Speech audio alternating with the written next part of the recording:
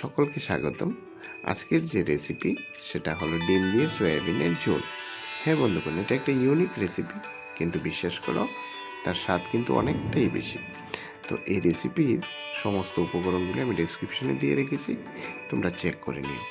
প্রথমে আমরা 2 cup soybean নিয়ে নিলাম এবং সেটাকে আমরা এটা কড়াইয়ের মধ্যে সিদ্ধ করে নেব। আর পাশাপাশি আরেকটা কড়াইয়ের মধ্যে আমরা কিছু সাদা তেল নিয়ে নিলাম, নিয়ে তার মধ্যে দিয়ে দিলাম একটু হলুদ গুঁড়ো, দিয়ে কিছু টুকরো করে কাটা রাখা আলুকে আমরা ভেজে নিচ্ছি। তো বন্ধুগণ, এই রেসিপিটা করার জন্য যে সামগ্রীগুলি, সেই সামগ্রীগুলো কিন্তু আমাদের নর্মাল কিচেনের মধ্যেই অ্যাভেলেবেল। তো আলুটা আমরা ভেজে নিচ্ছি। সেই ভাজাটার মধ্যে দিয়ে দেব একটু পরিমাণ মতো নুন, দিয়ে আলুটাকে আমরা ঠিক এই পর্যায়ে যখন কালারটা হয়ে যাবে তখন সেটাকে নামিয়ে নেব। তো একটা পাশে আলুটাকে নামিয়ে রেখে দেব। এরপরের পর্যায়ে সয়াবিনটা, যেটা আমরা সিদ্ধ বসিয়েছিলাম, সেই সয়াবিনটাকেও কিন্তু 4 থেকে 5 মিনিট যখন সিদ্ধ হয়ে যাবে, তারপর সয়াবিনটাকে আমরা একটা পাত্রের মধ্যে নামিয়ে জলটাকে জলটাকে ছাড়িয়ে নেব। ঠিক এই পর্যায়ে এরপর তার মধ্যে আমরা একটা পাত্রে সেটাকে আবার চেঞ্জ করে তার মধ্যে দিয়ে দেব কিছু নর্মাল ওয়াটার দিয়ে সেই সয়াবিনগুলিকে ভালো করে ধুয়ে নেব। তাহলে তার মধ্যে যে একটা আলাদা একটা অন্য ধরনের ফ্লেভার থাকে, সেই ফ্লেভারটা থাকবে না।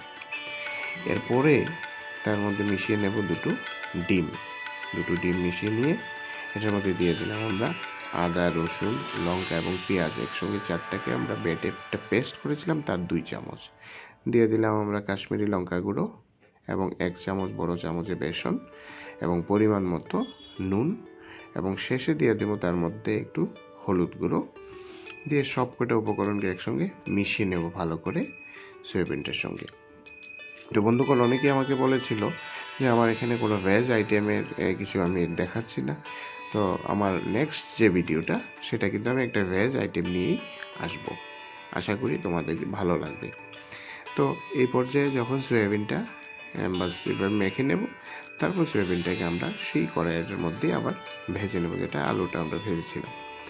ভেজে নেওয়ার সময় আঁচটাকে কম দিয়ে রাখবো। বেশি যদি আঁচটা থাকে তাহলে কিন্তু জ্বলে যাবে। তারপর একবারেও কিন্তু ভাজিটা করা সম্ভব না, তাই পার্টে আমরা ভেজে ঠিক এই পর্যায়ে রেখে দেব। এরপরের যে কাজ সেটা হলো ফোড়নের কাজ। আর ফোড়নেতে অ্যাজ ইউজুয়াল আমরা তেজপাতা দেব, 2টো শুকনো লঙ্কা, এলাচি, দারচিনি, লং দিয়ে তার মধ্যে আমরা দিয়ে দেব কিছু কুচি করে কাটা পেঁয়াজগুলি দেওয়ার পর তাকে আরেকটু হিট করে এর ফাঁকে আমরা এখানে একটা কাজ করব, আমরা দিয়ে দেব একটু আস্ত জিরেটা আমরা প্রথমে এই কারণে দিইনি, কারণ সেটা জ্বলে যাওয়ার সম্ভাবনা আছে।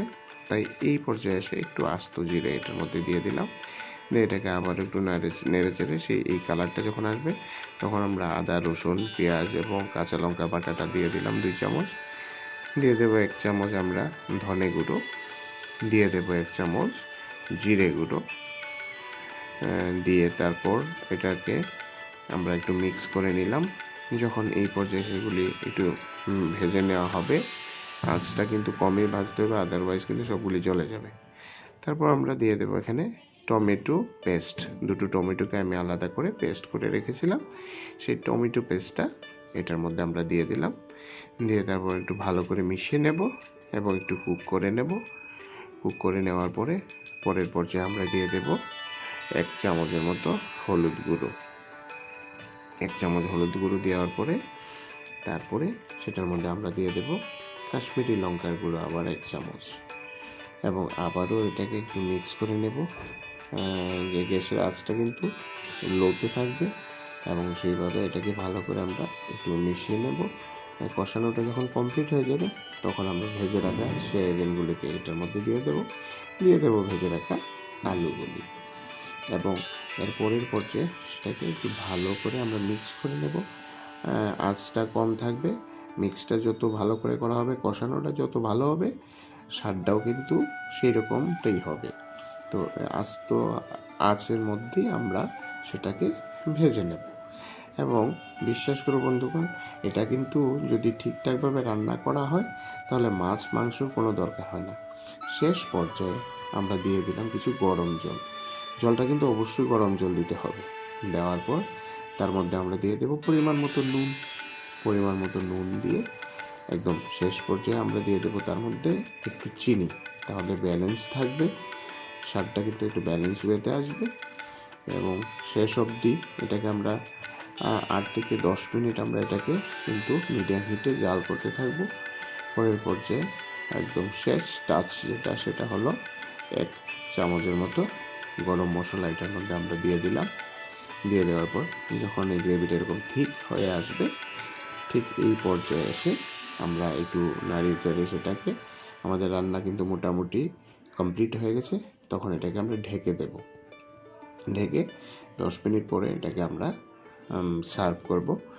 এবং বন্ধুগণ, তার যে টেক্সচার কি সুন্দর এবং খেতে কিন্তু ভীষণ স্বাদ। এটা বাড়িতে অবশ্যই তোমরা ট্রাই করবে। আর আমার এই ভিডিওটা যদি তোমাদের ভালো লেগে থাকে তাহলে অবশ্যই আমার এই ভিডিওটাতে একটা লাইক, কমেন্ট, শেয়ার করবে। শেষ অবধি আমি এটা গার্নিশ করে নিলাম। আর আমার চ্যানেলটাকে কিন্তু তোমরা সাবস্ক্রাইব করতে ভুলবে না। সবাইকে ধন্যবাদ।